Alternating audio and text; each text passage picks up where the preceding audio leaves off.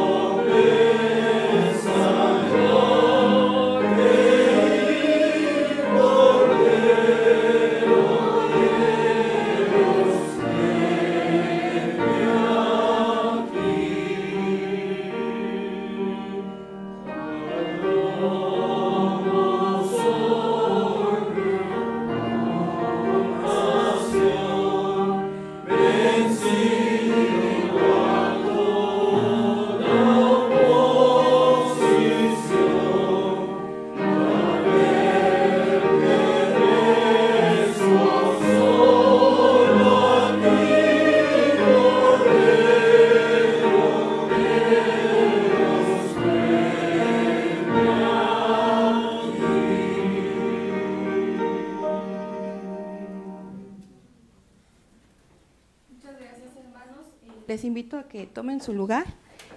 ¿Hay alguna persona que nos esté visitando por primera o segunda vez? ¿Nadie?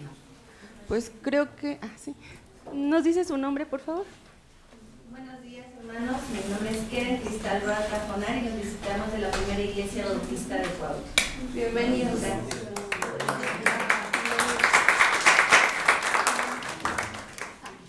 Son familia. Bueno, sean bienvenidos, hermanos. Le pido apoyo a mi hermana Berenice si me empieza a ayudar a la repartición de los elementos para la cena del Señor.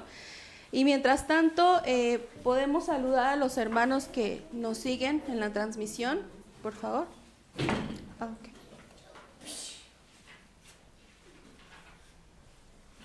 Bueno, en lo que ponen los hermanos que están siguiendo la transmisión, quiero leer un texto referente a la Cena del Señor.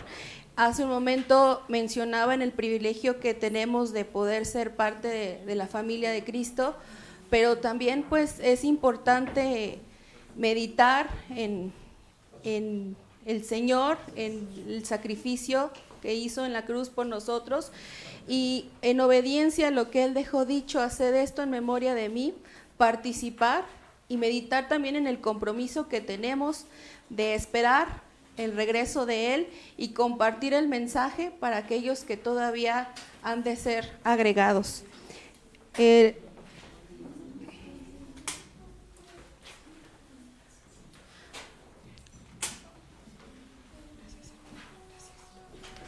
Saludamos al hermano Víctor Manuel Pérez, bendiciones y saludos para todos Para toda la comunidad de parte de Geori Víctor, saludos y bendiciones a la comunidad de Sergio Ibarra. Es un gusto estar con ustedes nuevamente, de parte de Maru y Sergio desde Tehuacán.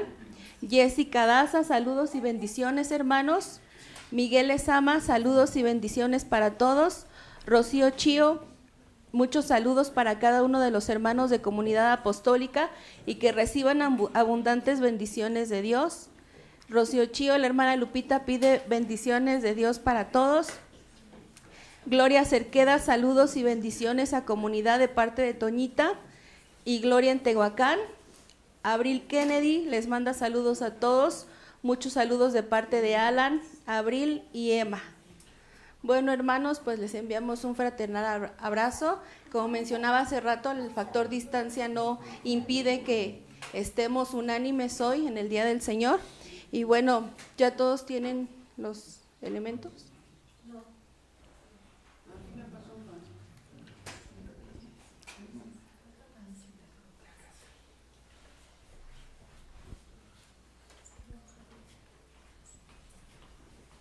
¿Ahora sí?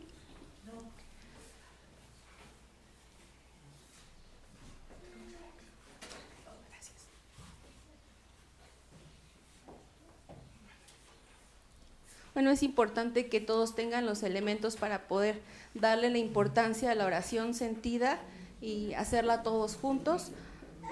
Ahora sí, ya todos tienen los elementos. Les invito a que hagamos una oración.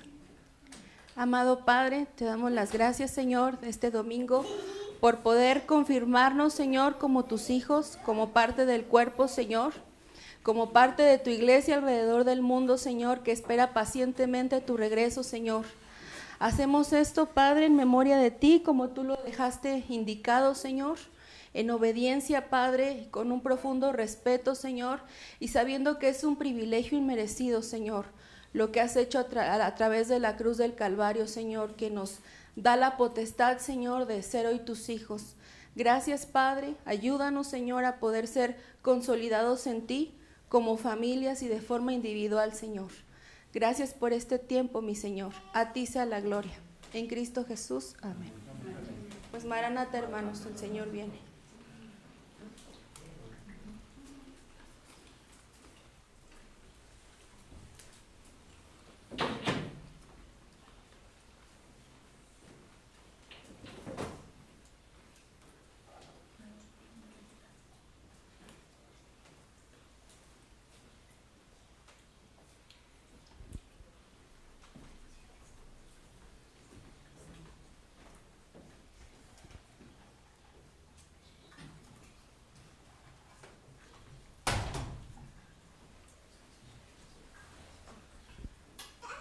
Bueno, hermanos, quiero dejarle el espacio a la hermana Lili, la directora del coro, porque hoy es un domingo especial, los hermanos han preparado algo, entonces no sé dónde está la hermana.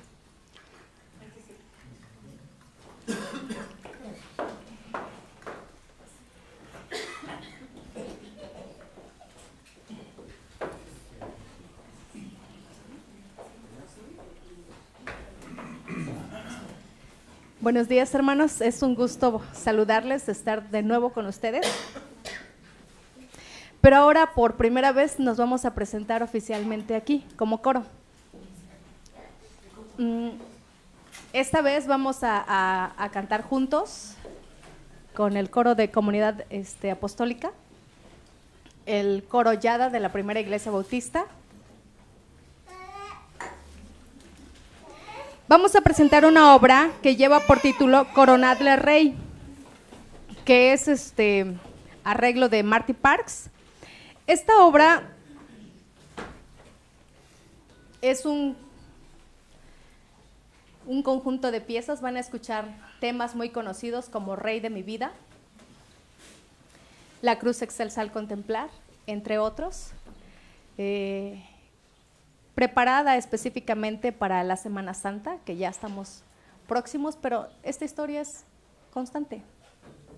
Entonces nosotros ya tenemos esta obra preparada, Coronadle Rey, y esperamos que sea de bendición para ustedes. La primera pieza dice: Coronadle Rey, Coronadle Rey. Él es el Rey de gloria, su reino eternal Coronadle Rey. A Él le reconocemos como nuestro Rey en esta obra.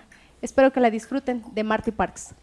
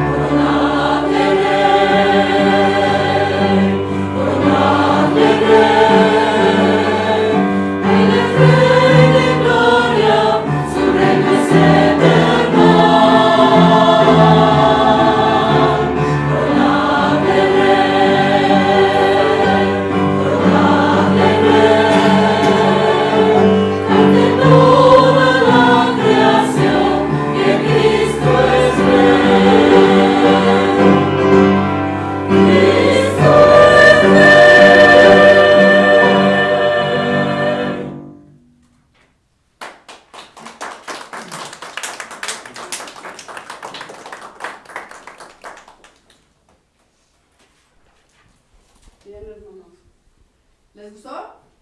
Esperemos que estemos alabando a Dios juntos, ¿verdad? Bueno, ahora sigue un himno muy bonito también, que se titula La honra y la gloria.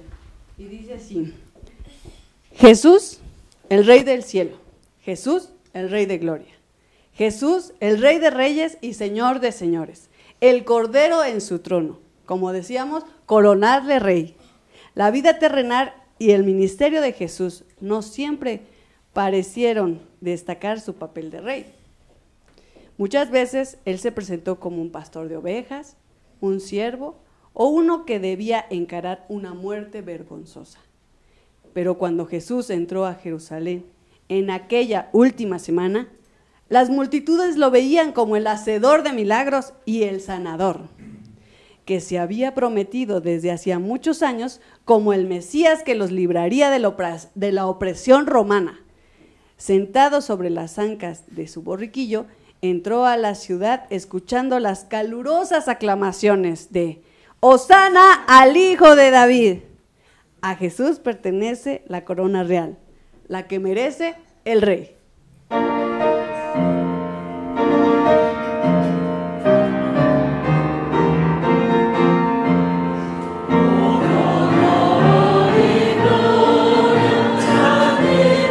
Salvador.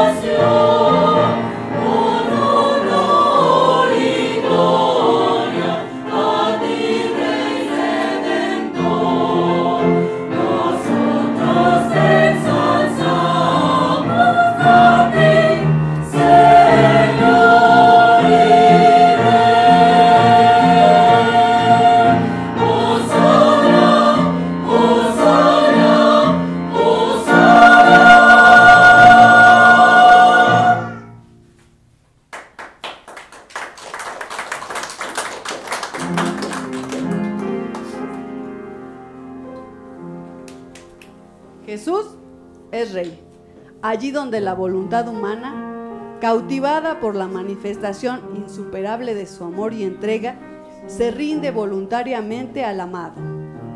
Aquellos que han gustado el don de la íntima comunión con el amado, no pueden menos que reconocerlo como el Rey de sus vidas. En esto se mostró el amor de Dios para con nosotros, en que Dios envió al mundo a su Hijo unigénito para que nosotros vivamos por Él. En eso consiste el amor, no en que nosotros hayamos amado a Dios, sino en que Él nos amó a nosotros y envió a su Hijo, víctima expiatoria de nuestros pecados. A Jesús le corresponde reinar sobre los que se entregan a su gobierno amoroso.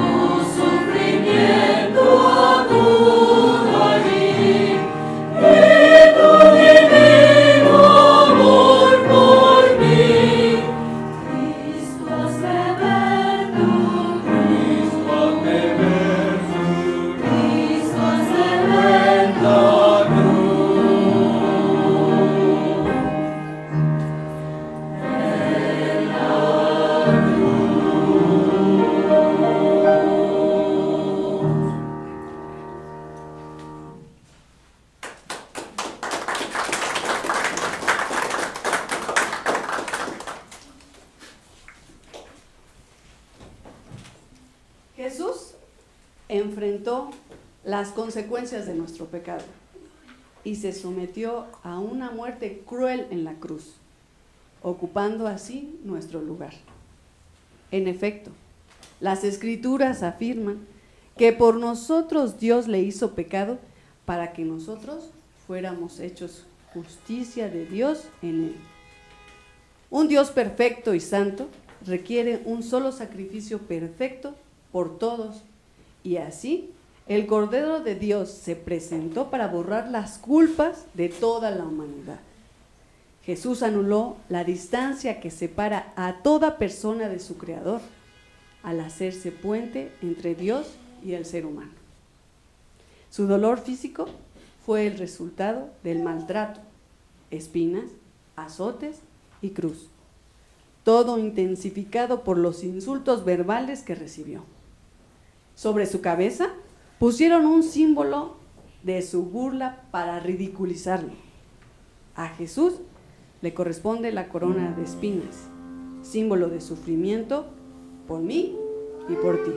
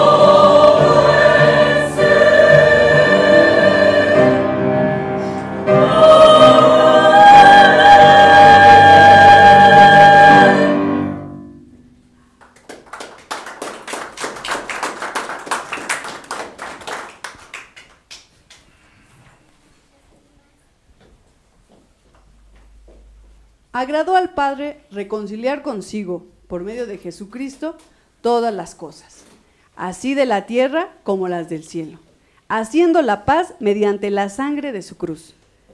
Las Escrituras habían previsto un día en que se abrirá un manantial para la purificación del pecado y la inmundicia. La sangre de Cristo es la fuente carmesí, un raudal de puro amor que hoy sigue disponible para aquel que anhela el perdón y solaz para su alma, pues agradó al Padre.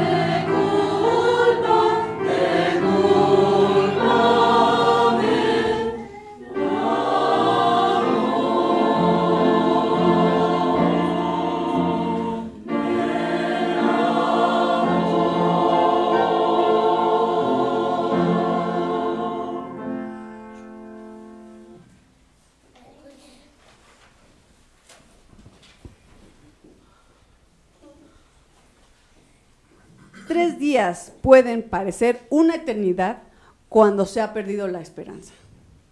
Los sueños se han desvanecido y la vida ha dado paso a la muerte. Sin duda, la agonía y la desesperación envolvieron a los seguidores de Jesús mientras él era colgado en una cruz por los pecados de la humanidad. Posteriormente, cuando quitaron su cuerpo sin vida de la cruz, lágrimas de dolor acompañaron al Señor cuando lo enterraron en su tumba. Pero qué diferente fue cuando al tercer día la piedra que sellaba su tumba fue removida. Y Jesús, quien es la resurrección y la vida, apareció otra vez. Estaba vivo. No era más que un sacrificio muerto, sino un rey conquistador de la finitud muerta. A Jesús le corresponde la corona de vencedor. Venció el pecado y la muerte para siempre.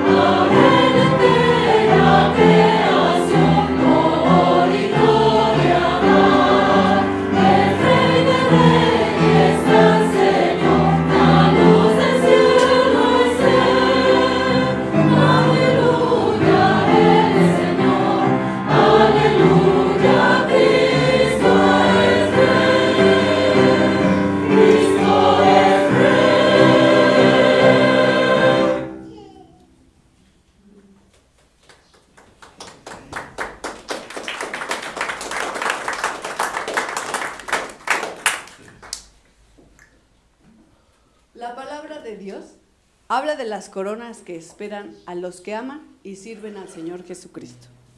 Entre ellas están la corona de justicia, la corona incorruptible, la corona de vida, la corona de gloria. Más aún, en el Apocalipsis de Juan se habla de la escena gloriosa en la que los que están frente al trono del Cordero colocan sus coronas a los pies de Él en total adoración. Hoy nosotros no podemos menos que ofrecerle nuestras coronas, nuestra alabanza sacrificial, los frutos de labios que confiesan su nombre. Jesús, el Rey de los cielos. Jesús, el Rey de gloria. Jesús, el Rey de reyes y Señor de señores. A Cristo coronado.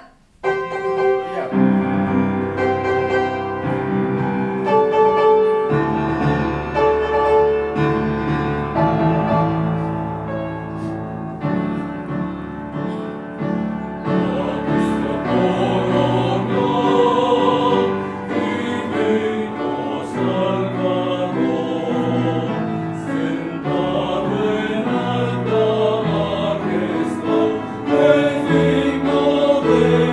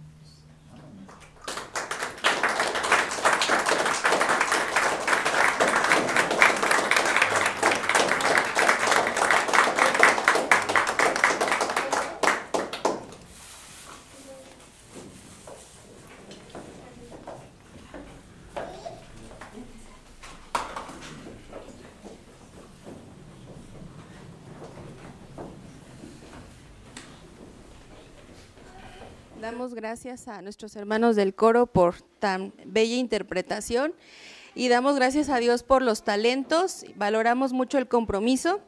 Y hablando del compromiso, quiero dar las gracias a la hermana Berenice Vélez, que nos ayudó en la repartición de los elementos, al hermano Arturo Núñez, que está en la portería, la exhortación por parte del hermano Daniel Camilo y a las maestras de los niños. Y por cierto, los niños pueden por favor pasar a su clase.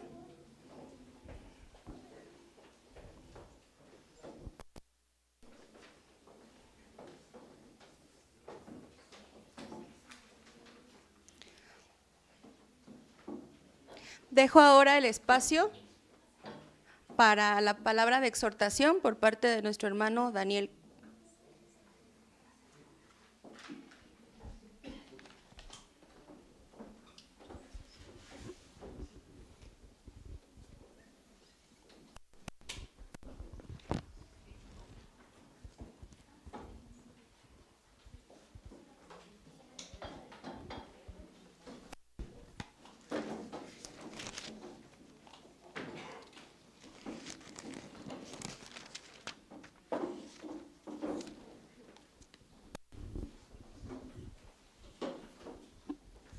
Damos gracias al Señor por todo lo ocurrido hasta aquí en este culto que rendimos al Señor, que cada vez que nos reunamos estemos más y más conscientes de que todo cuanto hacemos juntos como congregantes, lo hacemos para honra y gloria del Señor. Esperamos que el Señor siga bendiciendo nuestras vidas por todo lo que hacemos y oímos, por todo lo que pensamos.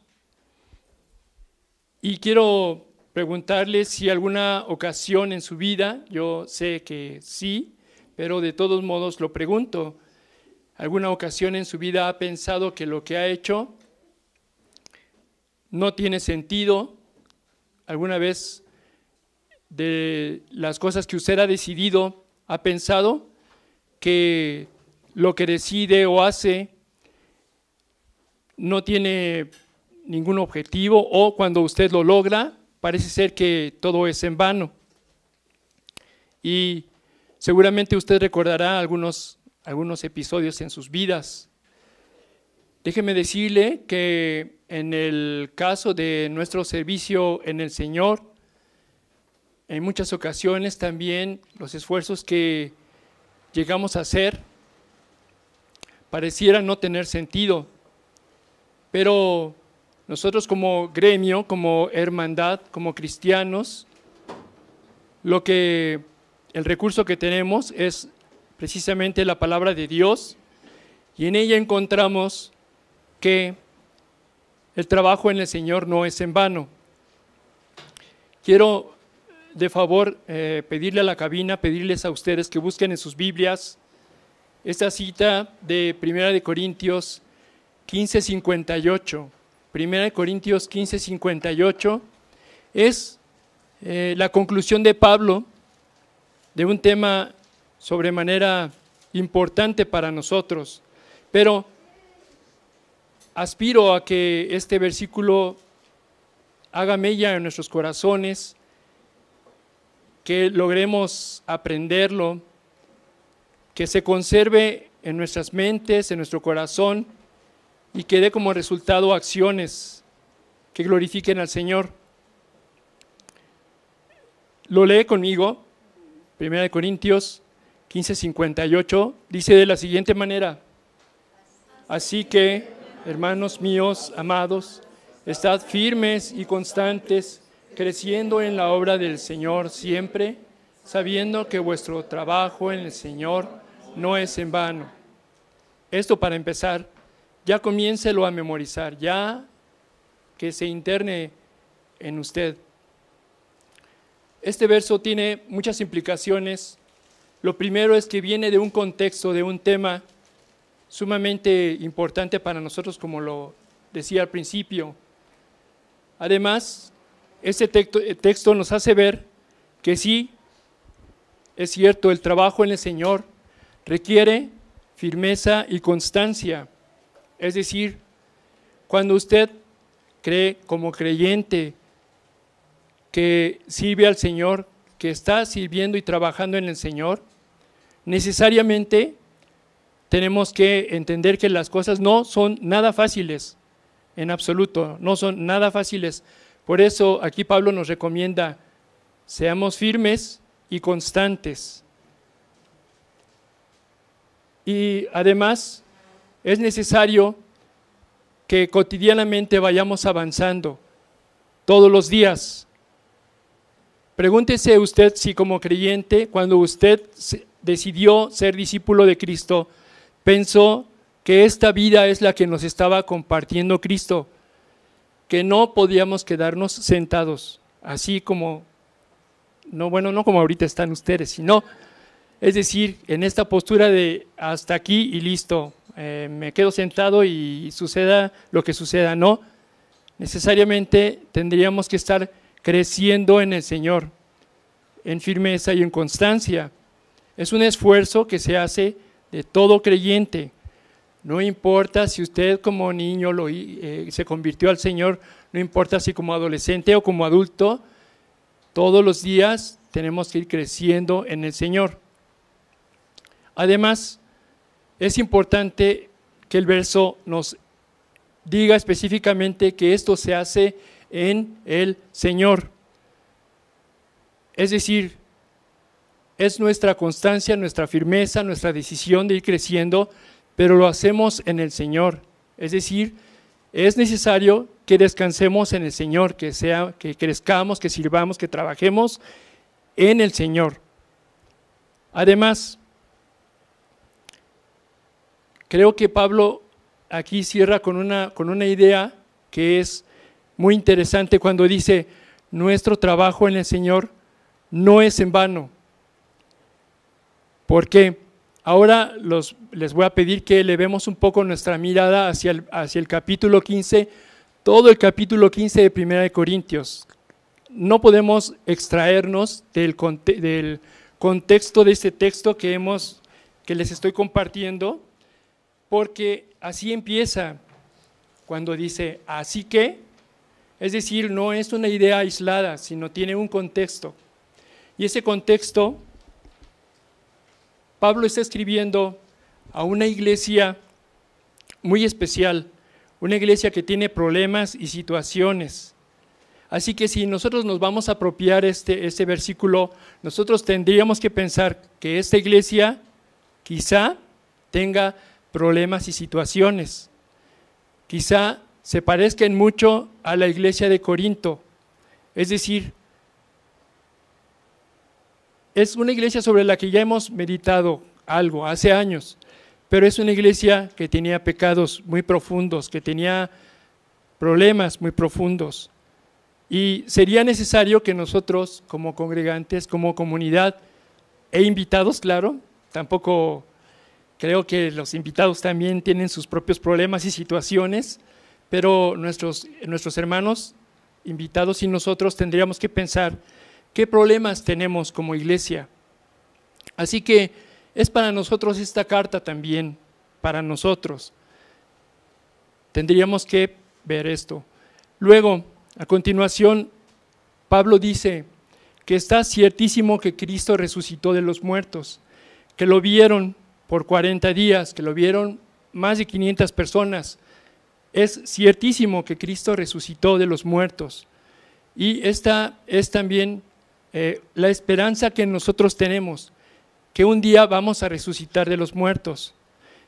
Hago la misma pregunta quizá, como al principio, pero ¿alguna ocasión ustedes han experimentado que alguna decisión que tomaron o algún detalle en sus vidas les dio un cambio, les dio un giro en sus vidas?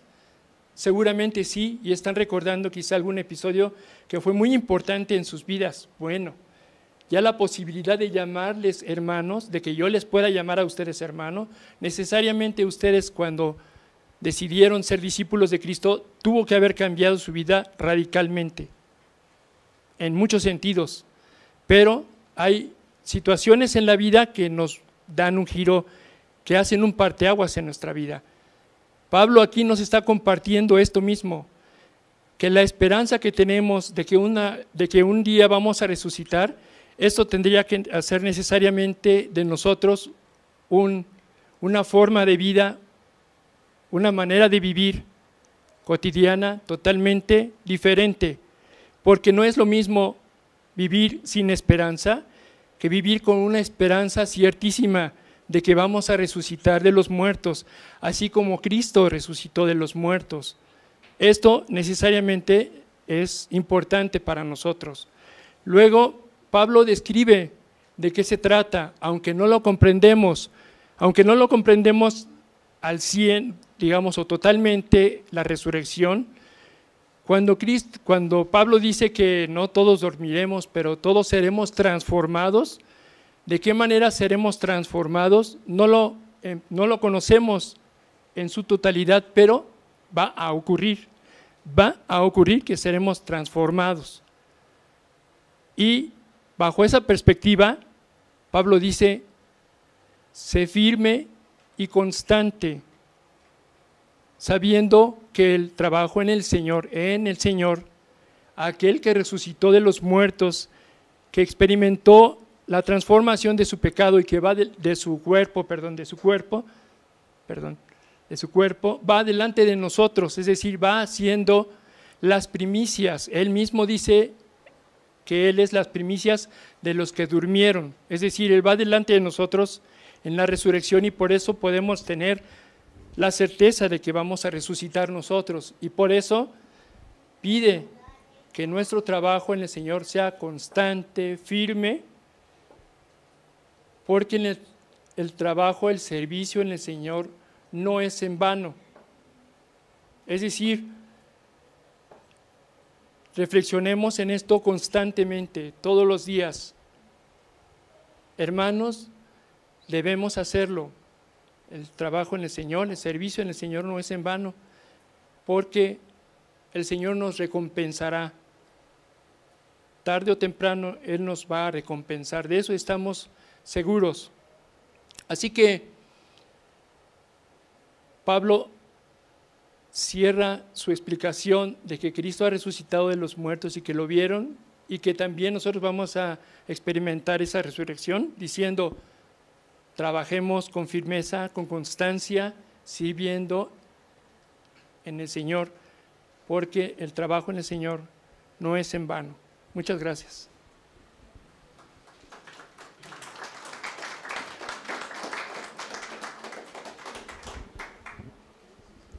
Gracias, hermano Dani, por la exposición de la palabra, y nos llevamos el meditar que nada de lo que hagamos en el Señor es en vano, porque el Señor es fiel. Vamos por favor a pasar a los anuncios. Hay agenda llena esta semana, y así que necesitamos también gente dispuesta. No sé los anuncios, hermana Areli, David.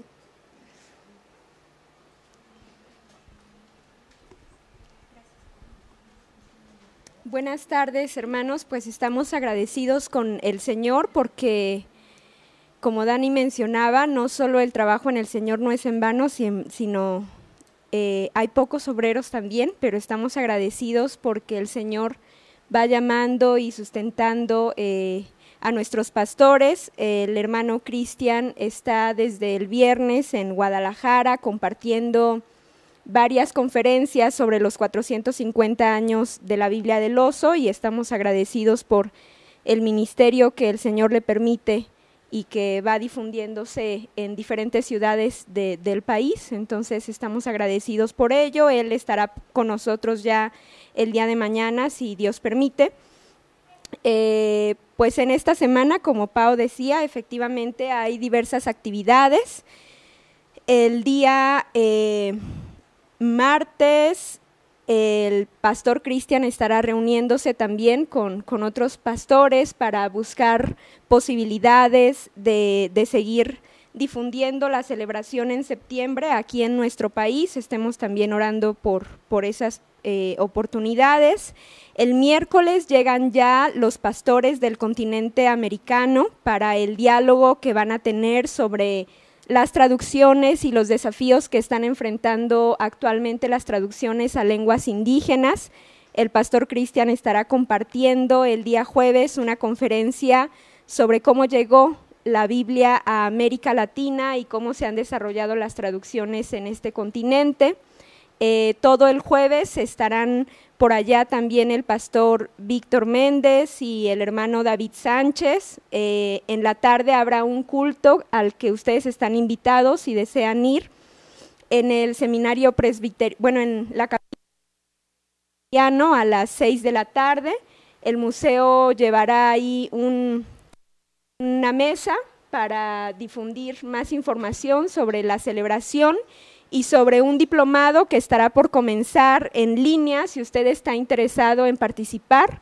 Es un diplomado que durará 6 meses, específicamente preparado y diseñado con la temática de los 450 años de la Biblia del Oso, su historia, la vida de Casiodoro, la forma en la que se tradujo, cuáles fueron las bases textuales de su traducción. FATELA, la Facultad Teológica de América Latina, me parece, estará realizando este diplomado en donde el ponente central será el pastor Cristian. El día viernes estarán los pastores del continente visitando el museo, anunciando una visita que se estará anunciando, que se ha estado anunciando. Ustedes han estado preparándose, los varones han estado viniendo a darle mantenimiento al museo, al lugar, para recibir el día viernes a las 4 de la tarde a los pastores. Comenzaremos con una conferencia del hermano Cristian, después vendrán las visitas guiadas que estarán a cargo del grupo del profesor David Núñez, los alumnos de museología compartirán las visitas guiadas, y finalmente nos visita también el profesor Enoch Franco, quien compartirá en diálogo y conversación con los pastores un poco de su experiencia en el área de la traducción a lenguas indígenas, y posteriormente, bueno, tendremos comunión con ellos. Entonces, de antemano les agradecemos quienes deseen colaborar en preparar el lugar en términos de aseo el viernes, de apoyar en el servicio a las mesas, en la recepción.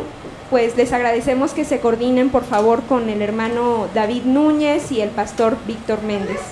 Muchas gracias.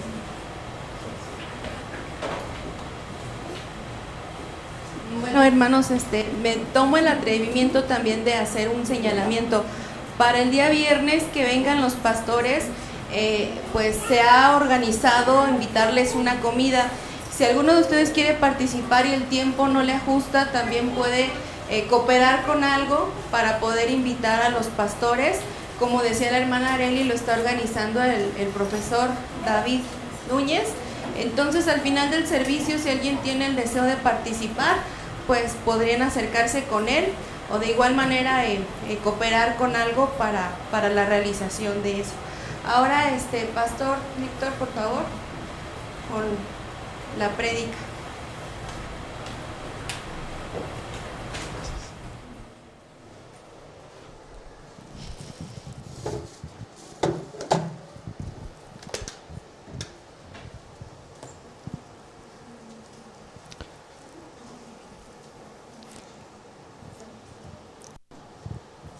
Un hombre en la víspera de su nacimiento iba a unirse con su amada, que no tenía la misma altura espiritual que él pensaba tenía. Era esta disparidad.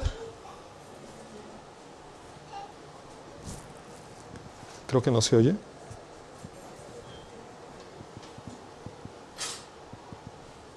Perdón, no sé qué pasa con... ¿Ah?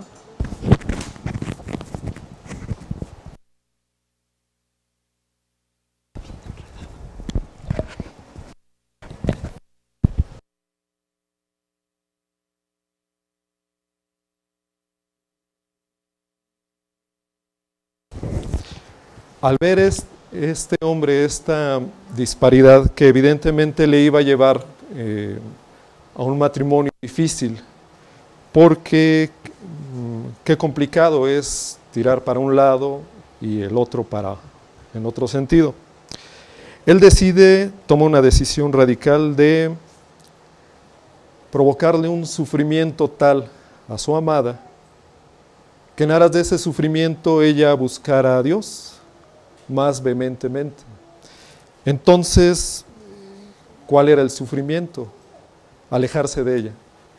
Él decide romper con su amada y esperar que en su sufrimiento ella encuentre a Dios y de esta manera después regresar con ella y esperar que ella hubiese cobrado la altura que tendría que cobrar. No es un cuento, usted lo puede leer en una obra que creo que todos deberíamos de conocer, es Temor y Temblor, de Kierkegaard. ¿Por qué el sufrimiento como elemento? ¿Por qué el sufrimiento como vehículo de acercarse a Dios? ¿Qué hace en nuestras vidas el sufrimiento? ¿A dónde nos manda? Si yo en este momento le preguntara a usted quién quiere sufrir, yo creo que solo alguien que no esté en sus cabales alzaría la mano. No es una sensación agradable, no es algo que el hombre busque por naturaleza. De hecho, es todo lo contrario a lo que buscamos. Aristóteles decía que todo aquello que el hombre considera supremo y por lo cual es digno de esforzarse es la felicidad. Entonces, si todo mundo está buscando la felicidad, habrá distintas formas de encontrarla. Hay para quien la felicidad pueda ser, no sé, los juegos, y jugando se sienta feliz. Hay para quien la felicidad sea el dinero, y teniendo mucho dinero crea o sienta que es feliz. Hay para quien, como ustedes, están aquí y sienten que la felicidad es congregarse y están aquí, ¿no? Entonces, lo contrario, que sería el sufrimiento, pues es como que algo que no es la búsqueda del hombre. El hombre no está buscando sufrir, pero es curioso el ejemplo que yo le ponía hace un rato, porque mire, todos en alguna medida, todos los hombres del mundo han experimentado la felicidad y buscan conservarla. Cuando hacemos eso, nuestro cuerpo incluso está en armonía, ¿no? Cuando tenemos un estado de paz, que la paz significa felicidad, entonces nuestro cuerpo incluso fisiológicamente funciona correcto, funciona bien. Cuando tenemos algún problema, cuando tenemos alguna circunstancia que nos angustia, entonces incluso el cuerpo comienza a resentirlo y hay enfermedades que se desarrollan, pues, influidas por el sufrimiento. Entonces,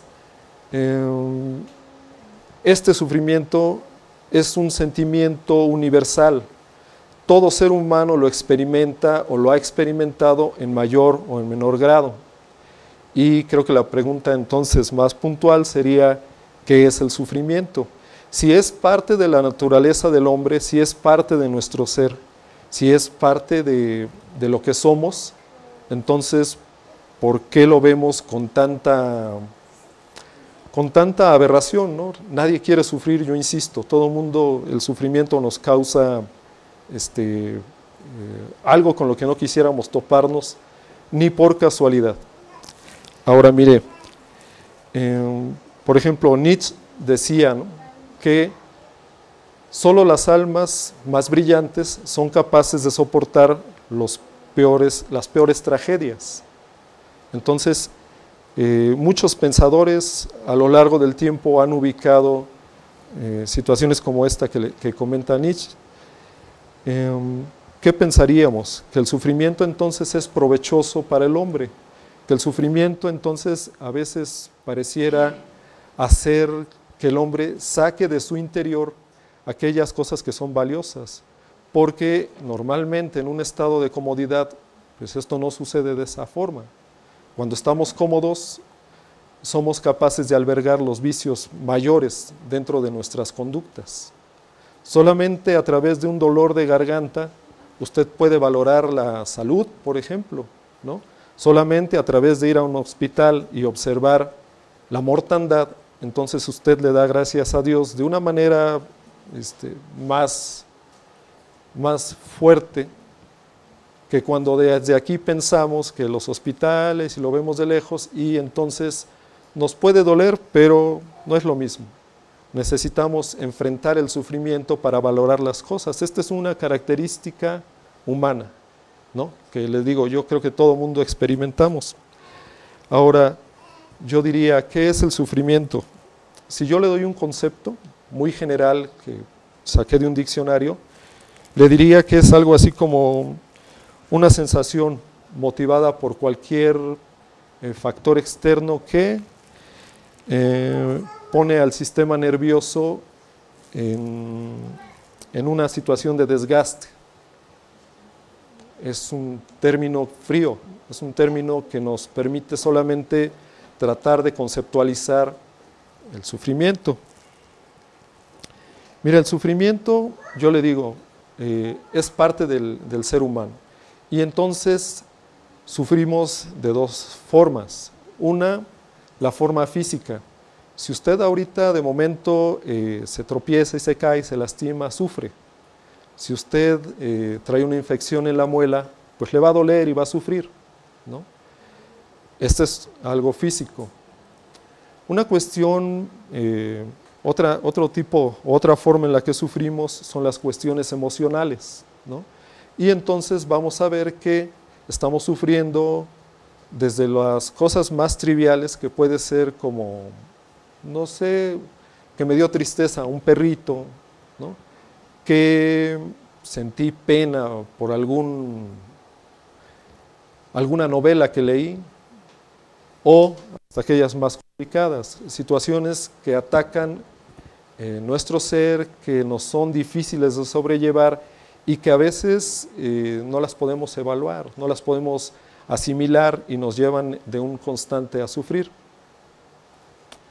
Si nosotros, nuestro cuerpo humano trabaja de forma maravillosa, en donde si estamos sufriendo por alguna cuestión física, va a ser el mismo cerebro el que incluso llegue a bloquear en un extremo todo el organismo con tal de que éste no siga sufriendo, ¿no? En el otro sentido, en el emocional que yo le hablaba, hemos visto que ubique cuando se muere alguien, ¿no?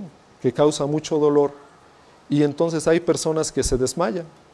Esta es una respuesta de su cuerpo para buscar evitar que ese sufrimiento empiece a hacer daño en el cuerpo. Entonces la respuesta de nuestro organismo es como una especie de, como si yo desconecto ese ventilador porque vea que se va a quemar, ¿no? Es suspenderlo. Y entonces el organismo, una vez que se reincorpore, intentará equilibrar estas reacciones para poder seguir sobreviviendo. Vamos a ver que de ahí las patologías, ¿no? Una depresión tiene que ver con este sufrimiento donde está la incapacidad de una persona de sobreponerse y entonces lo llevará a situaciones pues desafortunadas como estas. Ahora, este tipo de alertas que nos da el cuerpo, en las emocionales podemos ubicar la ansiedad, ¿no? Todos alguna vez hemos sentido ansiedad de algo y normalmente sucede por un problema que no podemos resolver, por una situación que quisiéramos poder tener los elementos para superarla, pero que no podemos. Muy aparejada con la frustración, que es ya la incapacidad en este sentido, de cómo estamos hechos, de las formas que tenemos al interior cada quien, de poder sobreponerse a ese problema. También llega la pérdida de la conciencia, ¿no? Hay gentes que se enferman a tal grado que pierden un lapso de tiempo de sus vidas y bueno, los psicólogos a veces trabajan en ese sentido tratando de recuperar estos espacios perdidos y buscando que la gente funcione pues como debe de funcionar. Las alertas físicas, usted las siente todo el tiempo. Si en este momento usted no ha desayunado, créame que ya su organismo le está diciendo, tenemos hambre, ¿no? Y ya estaría haciendo cola ya en la mesa de la comida. Esta es una alerta que da el cuerpo. De igual manera, usted está sintiendo calor, está sintiendo sed quizás, y es una alerta que da el cuerpo. Si nosotros vamos en este momento caminando en la calle y de repente sale un perro, como a veces acostumbran los animales en los zaguanes, y no lo hemos visto, nos va a espantar. Y la primera reacción que tendremos es hacernos de lado, y nos va a provocar incluso a veces hasta que el corazón se siente así como que palpita muy rápido, ¿no? Esto es porque el cuerpo está respondiendo precisamente en una alerta, y aunque usted no lo note, porque son situaciones que resolvemos de manera inconsciente, pero ya hubo un sufrimiento en su ser, ¿no? ¿Qué le quiero decir con esto? Que el sufrimiento, desde las cosas muy simples, como esta del ejemplo del perro, hasta las cosas muy complicadas, como el superar pérdidas, tragedias, es siempre inherente al hombre. Va a estar ahí, nos guste o no, y es parte del cómo estamos constituidos. Estamos, de alguna manera, siempre predispuestos a sufrir. Ahora, ¿qué tan intenso puede ser el sufrimiento? Bueno, tendrá que ser de acuerdo a algunos factores que podemos tener para que el sufrimiento no nos abata, o al contrario. Mire, cuando hablamos, en este caso, de las pérdidas humanas, no sé si se ha fijado, si ha tenido oportunidad o le han invitado de ir a algunos sepelios o algunos velorios, se les llama velorios cuando la gente no es creyente. Y normalmente vemos mucho llanto, vemos escenas como las que les digo, ¿no? Gente desmayándose, ¿sí? Y más cuando hablamos que en este caso la pérdida fue de alguien que no se esperaba que muriera. Estar esperando que muera un anciano es algo, entre comillas, muy normal. Tenemos nuestro tiempo y llegará el momento en el que tengamos que morir. Todos morimos. Cuando nosotros nos enteramos que la abuelita de 90 y tantos años ya está en las últimas, decimos, bueno, pues ya vivió, ¿no? Pero cuando vemos la muerte de un joven, la muerte de una persona en edad todavía productiva, entonces eso es muy doloroso.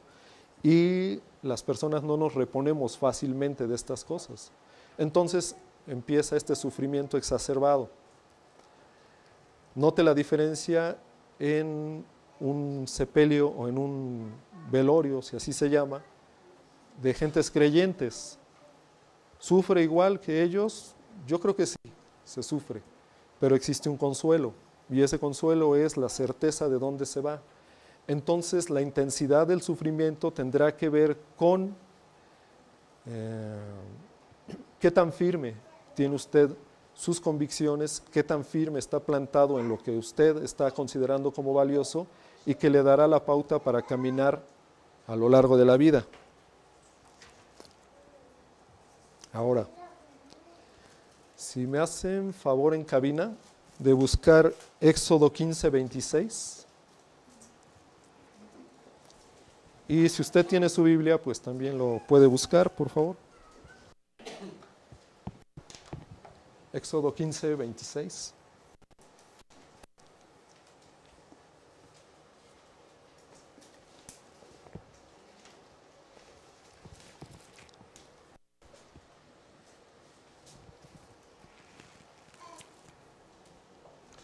¿Ya? ¿Lo lees?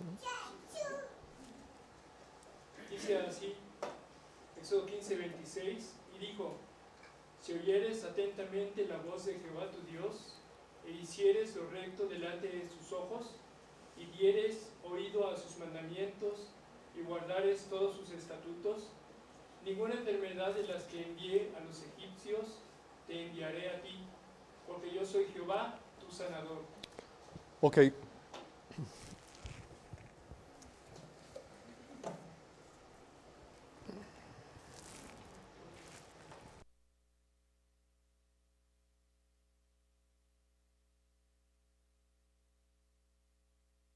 Perdón, estamos teniendo algunas fallitas con el sonido.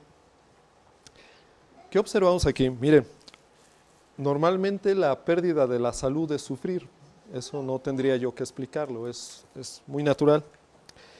Para los judíos, el estar sano era un resultado de la obediencia. Es decir, en textos como este que están por todo el Levítico, observamos que pórtate bien y vas a estar bien. Esta era la manera en la que se pensaba en el contexto judío. No solo en el Antiguo Testamento, porque podríamos ubicar, por ejemplo, usted tendrá en memoria cuando Jesús y sus discípulos están pasando por un lugar donde hay enfermos y alguno le pregunta, ¿quién pecó para que éste sea así? ¿Él o sus padres?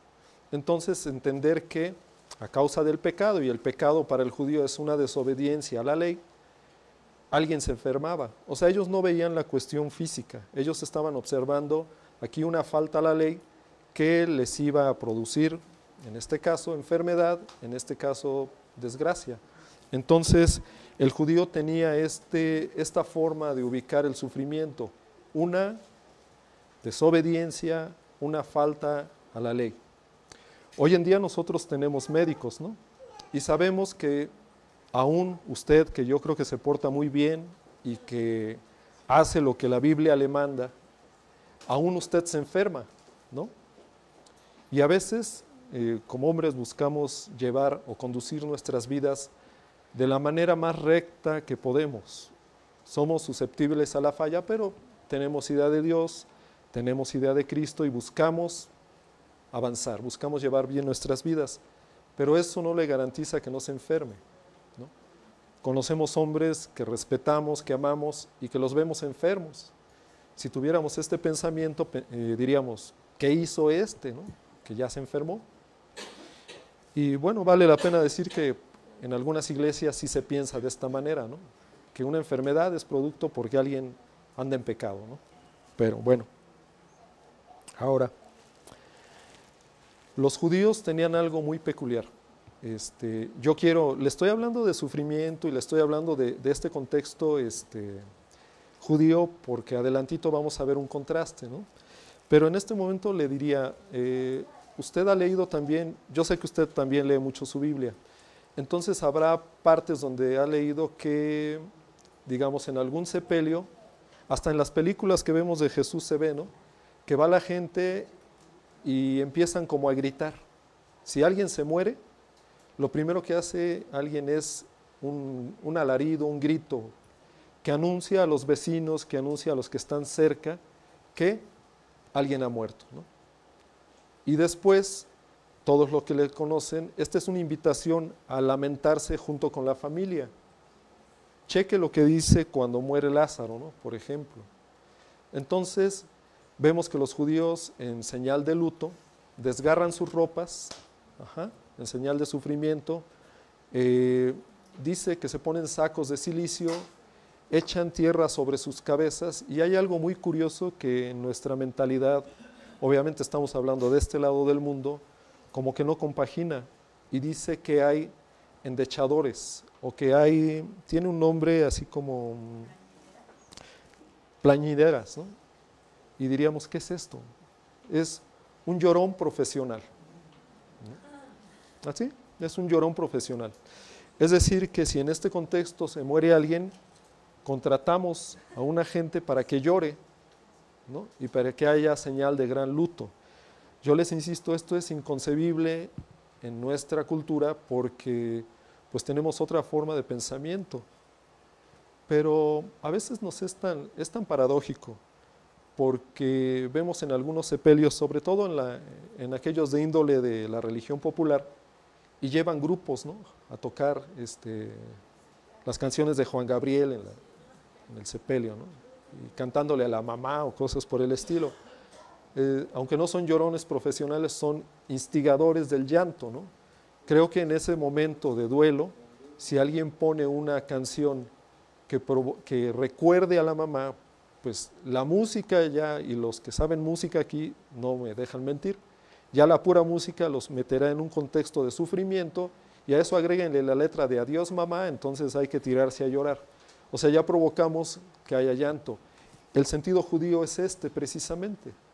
Es que la gente que está alrededor, que se duele con el difunto en este caso, exprese su dolor. Y entonces, pues bueno, vamos a ver que la gente llora demasiado, hay mucho llanto, hay mucha aflicción. El llanto, a no ser que alguien sea un endechador profesional, el llanto aquí entonces nos habla de sufrimiento. ¿Sí? Ahora, vamos hacia lo que yo me gustaría que usted ponga sus 5 sentidos en esto. Yo sé que hace calorcito y que a veces nos da sueño el calor, pero mire, cuando nosotros leemos, sobre todo en las Biblias que contienen una especie de título al inicio de un segmento, busque Isaías 53 y va a encontrar que se refiere a el Mesías sufriente. Creo que, bueno, yo en la Reina Valera que uso así lo dice, el Mesías sufriente. Cuando hablábamos, o en otras ocasiones usted ha escuchado que se habla del Mesías que esperaban los judíos, no era un Mesías sufriente, ¿no? Era un Mesías muy opuesto a esto. Pero en Jesús, al referirse esta porción del profeta a este Mesías que habría de venir a sufrir, ¿no? Entonces, muestras del sufrimiento de Jesús creo que todos conocemos muchas, ¿no? Pero hay una que en particular es a la que yo me quiero referir y tendría que ver con aquel relato del monte Getsemaní, donde es Jesús sufriendo. La palabra que él habla, si quiere vamos a buscarlo, es Marcos 14:32. La palabra que él habla cuando dice que su alma está triste hasta la muerte, es la misma palabra que en griego está cuando él se duele por Lázaro y la misma palabra que se utiliza cuando él les dice que va a ser traicionado por uno de sus amigos. Es decir, son 3 situaciones que nos enmarcarían una situación de sufrimiento a tal grado que él pueda decir, me estoy muriendo, no sé cómo lo diríamos aquí. La Reina Valera dice, estoy triste hasta el grado de muerte. Aquí no sé, ¿qué pasaría para que usted expresara que siente una tristeza que lo está llevando a morirse? ¿No? Tendría que ser algo así muy, no sé, yo no encontraría palabras para describir eso. Pero vamos a ver en esto que ocurren algunas cosas, si nos ayudan con la cita en cabina, por favor. Marcos 14:32, y si usted ya lo tiene, por favor, léalo en voz alta.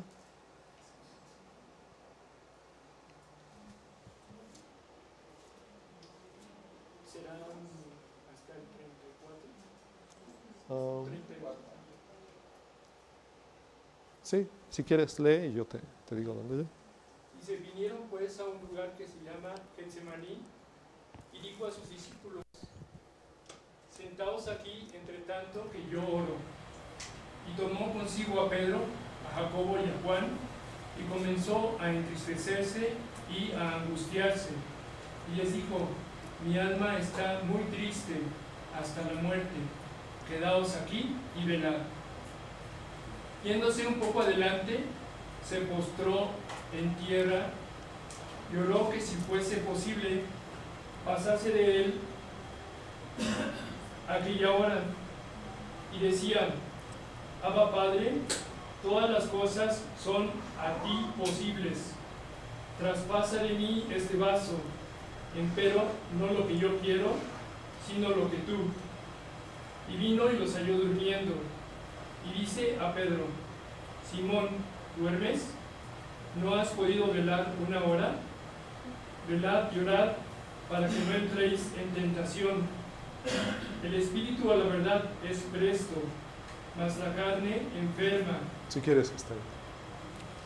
Ok, hay distintos elementos en esta porción de la Escritura que nos tendrían que estar hablando de manera muy directa a nuestras vidas, ¿no? El primero de ellos, o sea, es la expresión de Jesús, de sumo dolor, de suma angustia, que lo lleva a decir, imagínense un hombre como Jesús decir que su alma está tan triste que siente que se va a morir. Eso cabría en mí, en usted, ¿no? En Jesús. Imagínense de qué grado era el dolor y por qué tanta expectación a ello. ¿Sería que Jesús le tenía mucho miedo a la muerte? ¿Sería que Jesús tendría mucho temor a unos latigazos, a unos golpes, a la crucifixión? ¿O es que tiene que haber elementos más allá? Hago un paréntesis para citarle lo que sucede con los apóstoles, ¿no? Aquí vemos a Juan, a Pedro y a Santiago, ¿no?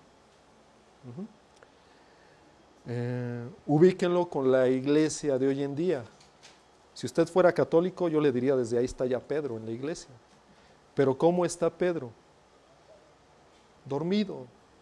Ante la angustia del Señor, ante todo lo que viene, ante lo que Él ya les había anunciado y que estamos viendo que es previo a que ellos lleguen a Getsemaní, es decir, Jesús ya había hablado con ellos y esa era la hora en la que lo iban a entregar. Ante todo esto, y es Pedro y los demás durmiendo, ¿no? Es el similar a que, con respeto a su cansancio, usted se esté durmiendo. Porque no tendría que ser mi voz o mi presencia la que le llamara la atención. A veces nosotros, los que nos toca hablar, yo se lo he dicho otras veces, yo quisiera hablar desde allá adentro, donde no me vieran, donde yo no lo distrajera por lo mal que hablo o por lo mocho que puedo ser. Donde usted se dedicara solo a escuchar el mensaje y entonces fuera una confrontación de usted y Dios, no de usted y del orador. ¿Sí me explico? Esta es la parte donde la iglesia tendría que estar saliéndose del papel de Pedro, es decir, Jesús angustiado y Pedro durmiendo, ¿no? Jesús regresa de nuevo y Pedro sigue durmiendo. Jesús otra vez en la tercera dice, ¿qué no pueden estar despiertos? O sea, la palabra de Dios en este sentido, hermanos, no es algo que nos vaya a arrullar en el culto. Créame que no debiera de ser esto. O sea, esto desde mi punto de vista, y se lo confieso, y yo muchas veces he tenido una situación así, vengo cansado y pues está uno como cabeceando, ¿no? Pero la palabra de Dios tendría que ser entendida en un grado más complejo que el simple oído. Tendría que empezar a hacer lo que tiene que hacer en mi alma. Porque esta iglesia adormilada, esta iglesia incapaz de conmoverse, ha sido así histórica.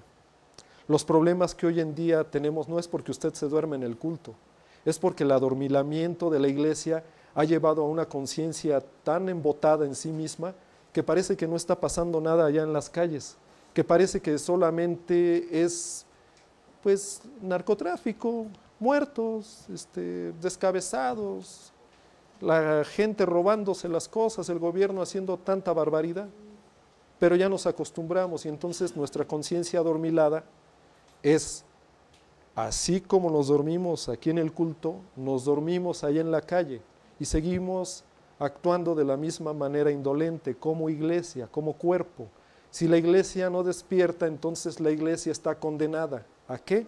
A ver cada vez menos gente en los cultos y cada vez más gente allá afuera, independientemente de lo que esté haciendo, ¿no? Esta parte de la Escritura tendría que ser una exhortación, no de mí, una exhortación de la Escritura, de lo que usted entiende en ella, a su vida.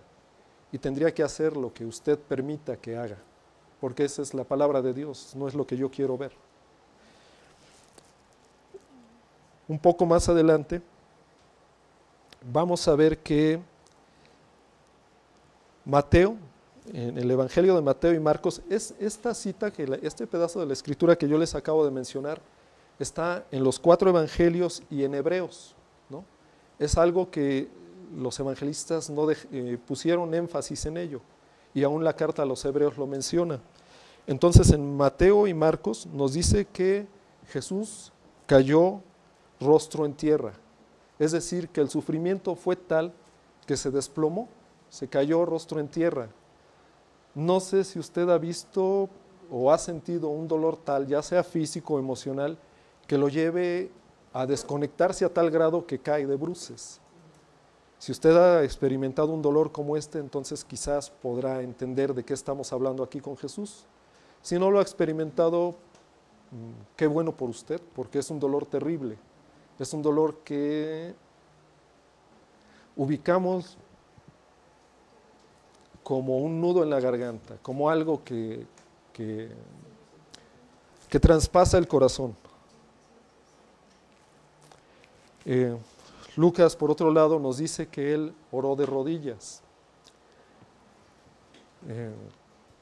Cuando nosotros tenemos una pena grande y que estamos pidiendo el favor de Dios, yo veo cómo a veces oramos, ¿no? Y aquí cómodamente cerramos los ojos. Habría que pensar en algo. Miren, Dios no se va a conmover por mi postura. O sea, yo puedo tener algo en el corazón y estar de pie y, Señor, tú sabes lo que tengo. O puedo tirarme al piso, patalear y hacer muchas cosas y también decir, pues tú sabes lo que tengo. Pero la postura siempre va a expresar, en este caso, qué tan grave es mi dolor. Entonces yo creo que cuando una pena tan fuerte nos embarga, ni siquiera pensamos en cómo vamos a arrodillarnos o en cómo vamos a caer, ¿no? Simplemente actuamos como vienen las cosas. Pero vale la pena mencionar que la oración tendría que ser una reverencia, que la oración tendría que llevarnos a postrarnos, no, insisto, no porque ello lo vaya a observar Dios y en la medida de ello nos vaya a cumplir lo que le estamos pidiendo, simplemente porque, ¿qué pasa cuando usted escucha una canción de las alegres, una salsa, y en la letra está diciendo cómo me dolió que te fueras o perderte o no sé? Es incongruente el tono de la música con la letra, ¿no? Y vemos que la gente baila y cómo me ha dolido y están baile y baile y dices, pues, si te dolió, ¿cómo bailas? ¿No? O sea, es incongruente. Esto mismo sucede cuando nuestra oración es así, superficial, incongruencia. No empata, nuestra postura física incluso a veces no empata con lo que estamos pidiendo. Señor, yo te pido, pero estoy inerte, estoy cómodamente o hasta de repente igual me quedo dormido orando, ¿no? Cierren los ojos. Vamos a orar, hermanos, ¿sí? Y los hermanos siguen orando todo el culto.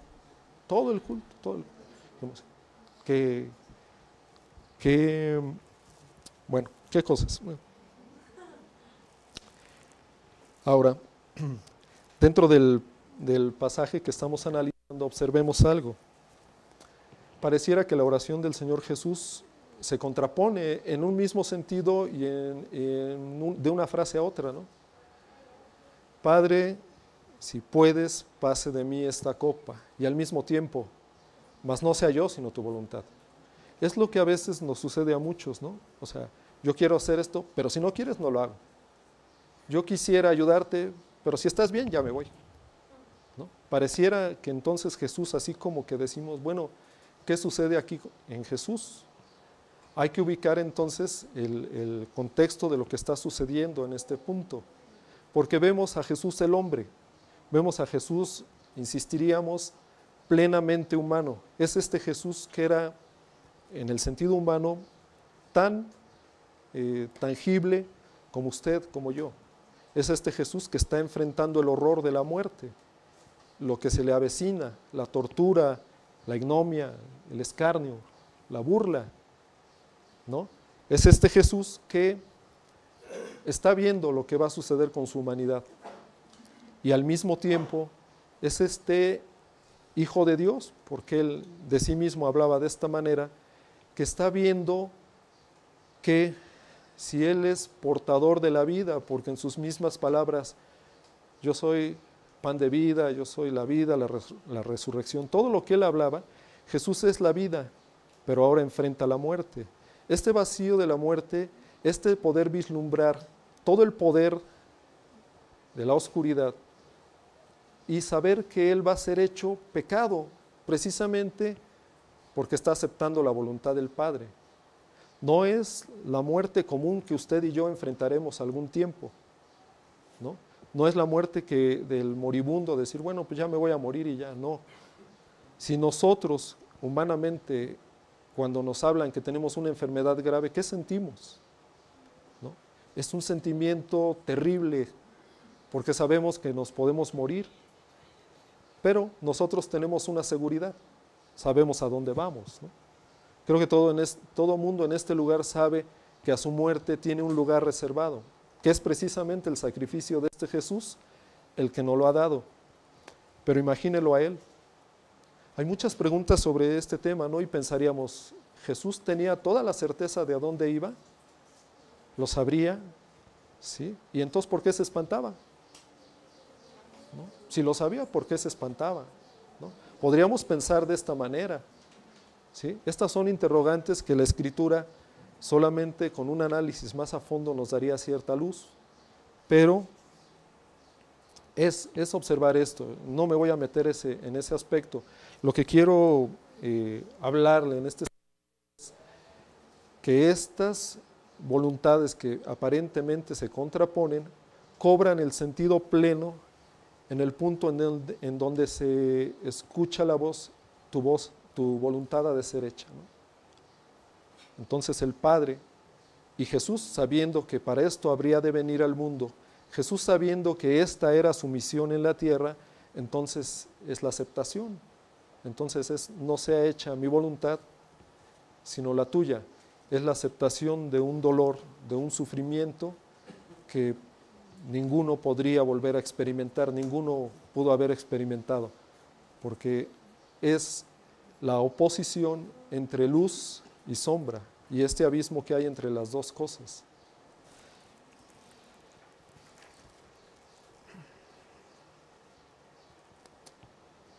Este es Jesús. Esta es la muestra de sufrimiento o la muestra del cómo sufre Jesús en sus días en la tierra y el consuelo hacia nosotros. Juan 16:33. Estas cosas os he hablado para que en mí tengáis paz. En el mundo tendréis aflicción, pero confiad, yo he vencido al mundo. Si Jesús tuvo aflicción como hijo de Dios, ¿usted qué espera a su vida, hermano? Porque aquí es donde suena absurdo lo de pare de sufrir, ¿no? No por todo su contexto, no por todo lo que trae, sino por la simple frase, ¿no? De manera insistente se ha hablado en este espacio de que eso es algo absurdo en el cristianismo, ¿no? Si hubiera una frase que lo describiera, entonces tendría, venga a sufrir, porque la conciencia, la razón le va a traer sufrimiento, quiera o no. En la medida en la que usted se haga consciente, va a sufrir. En la medida en la que usted deje la comodidad del asiento y procure empezar a caminar en aras de entender un bien mayor, va a tener sufrimiento, le guste o no le guste.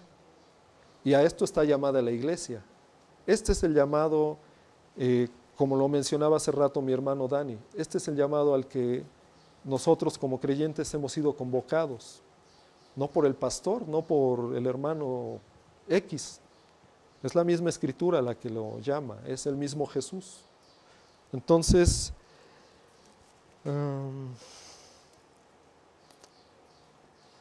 bueno, con este enfoque, con esta percepción que de manera muy general yo busqué hacerle del sufrimiento, le voy a poner la antítesis, ¿no?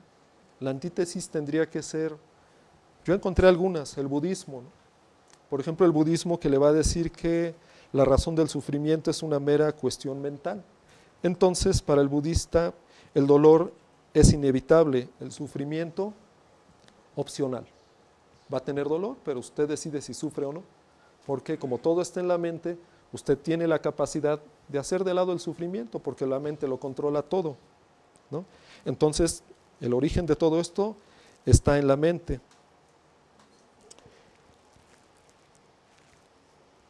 Es entonces el sufrimiento, el no querer ver las cosas como son, según el budismo, sino como una realidad, que son impermanentes, insustanciales y por lo tanto insatisfactorias. La realidad para el budista entonces es esto. Entonces no hay por qué sufrir. Usted puede, si se hace budista, pues conseguir no sufrir. Si no le gusta el sufrimiento y con lo que yo le acabo de decir de la invitación de la iglesia a sufrir, parecería que yo le estoy diciendo, pues vuélvase budista, ¿no? Porque va a dejar de sufrir, entonces sí. Otro enfoque sería la psicología.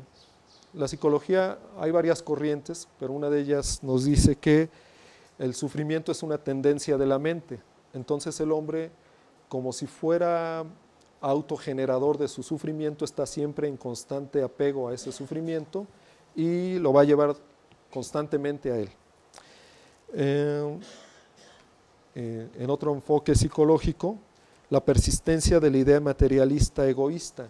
Es decir, como estamos pensando siempre en parámetros de autosatisfacción, cuando existe algo que no me satisface, buscaré desecharlo y por tanto tengo esa opción de no sufrir, porque estoy buscando hacer de lado la cuestión del sufrimiento. Los psicólogos lo ubican de esta manera y hay quien mete una más, que la educación de las personas, la educación que usted y yo adquirimos, nos da las herramientas para no sufrir o para que el sufrimiento no se nos haga algo insoportable, ¿no? Entonces, si soy alguien educado, encontraré aquellas herramientas para superar las penas. Cuando no tengo educación, me dejaré llevar por los sentimientos y me destruirán. Ese es un enfoque psicológico. También se dice que el sufrimiento es selectivo, ¿no? Y aún en este ámbito, aquellos organismos incapaces de soportar el sufrimiento, entonces no se podrán adaptar al medio y terminarán muriendo o siendo desechados. Esta sería la antítesis de todo lo que yo le acabo de expresar como una tesis, ¿no? Ahora mire, la carta a los Hebreos sería donde iríamos cerrando esta plática. Busque por favor Hebreos 5:7 y si en cabina igual no la proyectan por favor. Carta a los Hebreos, capítulo 5, verso 7.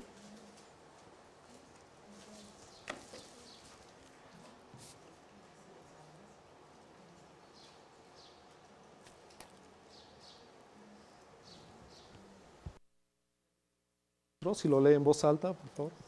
Y Cristo en los días de su vida terrena ofreció ruegos y súplicas con gran clamor y lágrimas al que lo podía librar de la muerte, y aunque era hijo, a través del sufrimiento aprendió lo que es la obediencia. Ok, aquí es la otra cita que yo le mencionaba, ¿no? Y vemos a este Jesús con ruegos, súplicas, con gran clamor y lágrimas. Digo, no necesita decir la palabra sufrimiento para no observar qué es lo que está pasando aquí con Jesús. Hay un sufrimiento profundo, como Él lo dice en sus palabras, hasta la muerte. De esto ya hablamos, pero ahora hay un elemento que está aquí, dice que fue perfeccionado. O sea, a través del sufrimiento se perfeccionan las cosas. A través del sufrimiento vamos cobrando valía como humanos. Hay muchas interrogantes en torno a esto. ¿Qué quiere decir? Que nuestra cabeza es tan dura que no podemos ser perfeccionados o apuntar hacia esta perfección por mera voluntad. ¿Cree que seamos así? ¿Sí? Somos tan duros de corazón que no podemos, en aras del entendimiento, transformar nuestras conductas y empezar a apuntar a esto. Necesitamos este elemento de sufrimiento para poder valorar lo que hoy en día tenemos. Porque, mire, hasta en estas frases mundanas, ¿no? Cuando el corazón llora sobre lo perdido, el espíritu ríe sobre lo encontrado. Si a través del sufrimiento usted no aprende, no habrá nada que lo haga aprender. El sufrimiento es la expresión más fuerte que el alma puede recibir para modificar una conducta.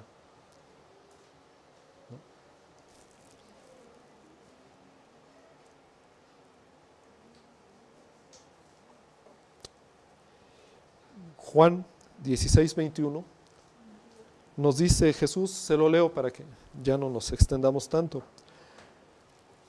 La mujer cuando da a luz tiene dolor porque ha llegado su hora, pero después que ha dado luz a un niño, ya no se acuerda de la angustia por el gozo de que haya nacido un hombre en el mundo. Es decir, yo no sé si en este momento usted esté experimentando un problema, una cuestión de sufrimiento. Yo le decía en un inicio que todos de alguna manera sufrimos por cosas quizás pequeñitas o por cosas de magnitudes difíciles de tolerar, difíciles de soportar. Y también le hablé de lo que el cuerpo hace con todo ello. Esta información que llega a nuestro cuerpo, que le insisto no es a veces de manera consciente, tiene estos trastornos en el cuerpo. Influye de esta manera directamente en el cuerpo. Pero sí le puedo decir, en base a lo que le acabo de leer a este verso de Juan, que no hay dolor que usted esté experimentando,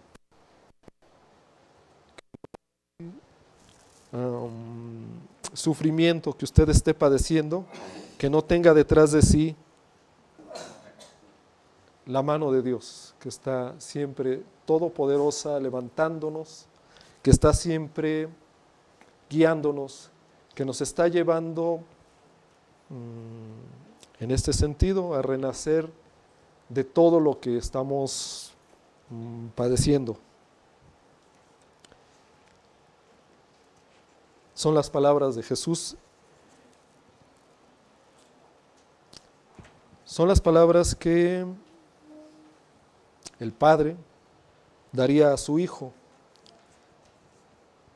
Todo sufrimiento tiene un porqué, aunque a veces de momento nosotros no lo entendemos.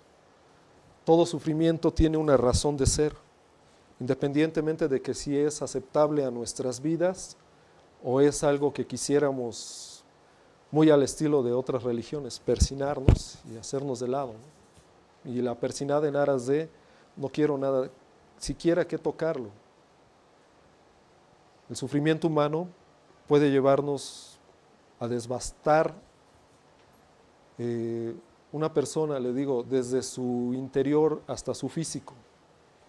Y lo insisto, nos enfermamos por sufrir, pero cuando tenemos nuestras vidas, cuando tenemos nuestros pies bien firmes en el Señor, entonces los sufrimientos habrán de cesar, no son eternos, no son para toda la vida, porque si se hace para toda la vida usted se muere, y Dios no lo quiere muerto, Dios lo quiere digno, Dios lo quiere valioso, levantado.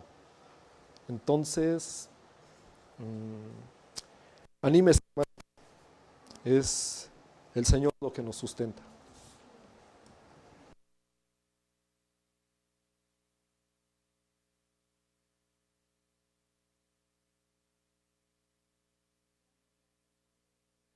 Pastor Víctor y la exposición de su palabra. Vamos a pasar a una parte no menos importante del servicio, que es la ofrenda, que tiene que ver con nuestra obediencia, nuestro compromiso con el Señor. Sin duda la obra del Señor sigue a pesar de, pero tiene aquí que ver con nuestra obediencia, nuestro compromiso, y es la manera en la que nosotros podemos retribuir con lo que el Señor nos ha bendecido en la semana. Hermana, ¿me ayudas?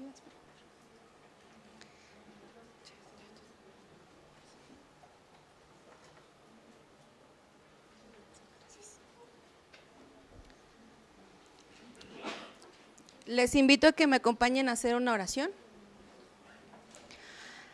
Amado y poderoso Padre Celestial, Señor, te damos gracias, Padre, por la oportunidad que nos das de corresponder con obediencia, ofrendando, Señor, de lo que tú nos has bendecido, Padre.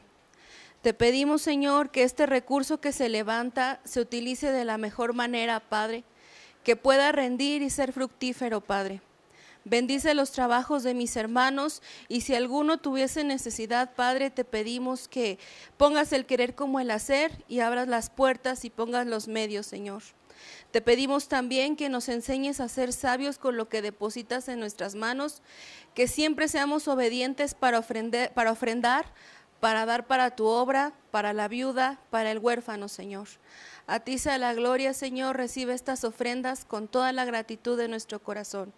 En el nombre de tu amado Hijo Jesucristo te oramos. Amén.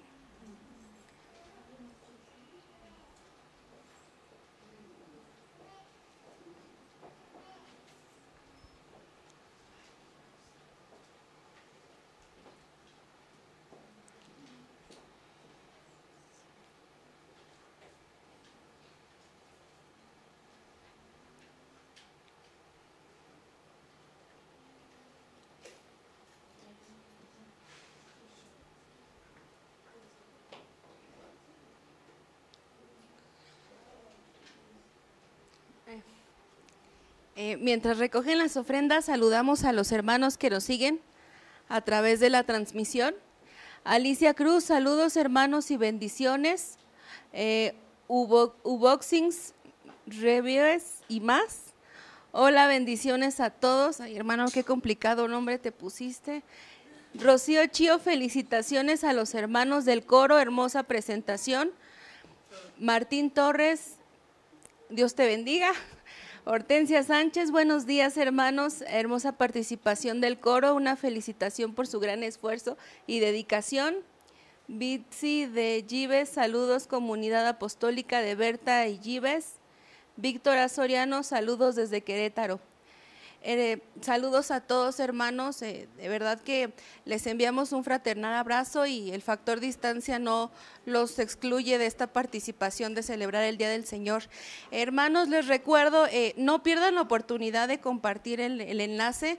Hay mucha gente que tiene la necesidad de una iglesia de sana doctrina y es un medio también que tenemos, un recurso como iglesia para que otros lleguen al conocimiento del Señor. Vamos a hacer una oración para despedir el servicio, hermano Dani. Por favor, si nos apoya.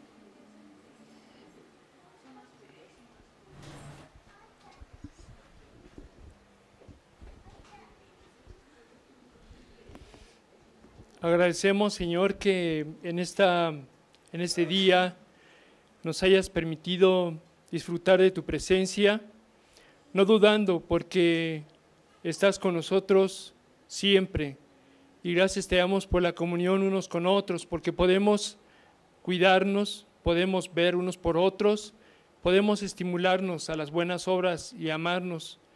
Y queremos darte gracias porque podemos estar convencidos de que has escuchado y visto lo que hemos ofrecido a tu grande nombre, y queremos, Padre, que en la reflexión de nuestro corazón queden las palabras aquí expresadas y todo lo que hemos también entonado y la ofrenda que hemos depositado para honra y gloria tuya. En Cristo Jesús. Amén. ¿Estamos despedidos?